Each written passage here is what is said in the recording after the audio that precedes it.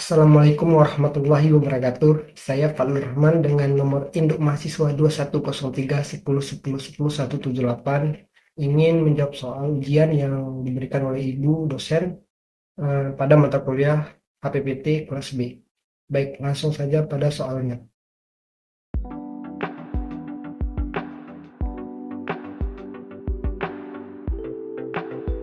Satu, jelaskan alur tahapan pelaksanaan pengadaan tanah. Sebutkan dasar hukumnya.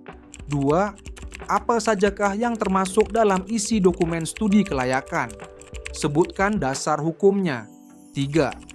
Bagaimanakah mekanisme keberatan terhadap penetapan lokasi pembangunan kepentingan umum dan besaran ganti kerugian? Jelaskan.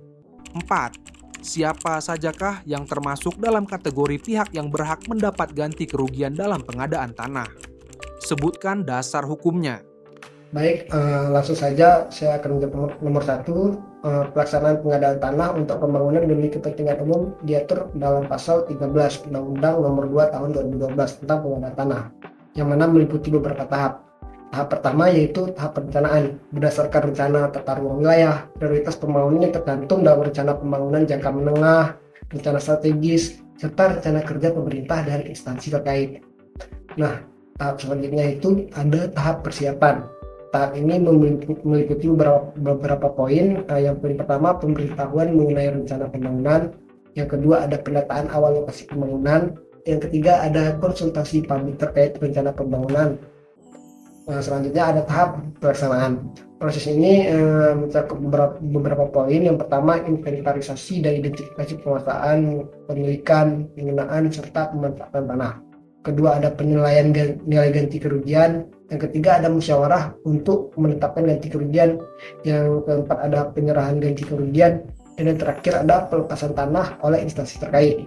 Nah, kita masuk ke tahap terakhir, yaitu penyerahan hasil. Penyerahan hasil ini adalah penyerahan hasil pengadaan tanah tadi kepada pihak yang berwenang. Baik, langsung saja untuk nomor 2. Hal tersebut diatur pada pasal 15 Undang-Undang Nomor 2 Tahun 2012 tentang pengadaan tanah untuk kepentingan umum. Terus adapun penyusunan dokumen perencanaan pengadaan tanah tersebut mencakup beberapa hal, seperti penjelasan. Yang pertama, penjelasan mengenai maksud dan tujuan dari rencana pembangunan yang akan dilaksanakan. Yang kedua itu kesesuaian rencana tersebut dengan rencana tata ruang wilayah serta rencana pembangunan nasional maupun daerah. Yang ketiga, ada informasi mengenai lokasi tanah yang akan digunakan. Yang keempat, estimasi luas tanah yang diperlukan untuk pembangunan. Yang kelima, gambaran umum mengenai status kepemilikan tanah yang dimaksud. Dan yang keenam, ada perkiraan waktu pelaksanaan pengadaan tanah. Yang ketujuh, ada estimasi jangka waktu yang dibutuhkan untuk proses pembangunan. Yang kedelapan, ada prediksi nilai tanah yang akan diadakan. Dan yang kesembilan, ada perencanaan anggaran yang diperlukan untuk proses pengadaan tanah tersebut. Baik, kita lanjut ke nomor 3. Langsung saja saya lanjutkan kepada nomor 3. Secara umum, pasal 38 Undang-Undang Pengadaan Tanah menyatakan bahwa jika tidak tercapainya kesepakatan terkait bentuk atau besarnya ganti kerugian, pihak yang berhak dapat mengajukan keberatan ke pengadilan negeri setempat. Keberatan tersebut harus diajukan dalam waktu maksimal 14 hari kerja setelah musyawarah penetapan ganti kerugian. Nah, pengadilan negeri wajib memberikan putusan atas keberatan tersebut dalam waktu paling lama 30 hari kerja sejak menerima pengajuan tersebut. Jika terdapat pihak yang tidak setuju dengan putusan pengadilan negeri, mereka berhak mengajukan kasasi ke Mahkamah Agung Republik Indonesia. Nah, permohonan kasasi harus diputus dalam waktu maksimal 30 hari kerja sejak diterimanya permohonan tersebut. Sementara itu, pada pasal 2 Peraturan Mahkamah Agung atau Perma nomor 3 tahun 2016 yang mengatur bahwa pengadilan memiliki wewenang untuk memeriksa, mengadili, memutus, dan menyelesaikan keberatan atas bentuk atau besarnya ganti kerugian yang telah ditetapkan melalui musyawarah penetapan ganti kerugian. Sekian, kita lanjut ke nomor 4.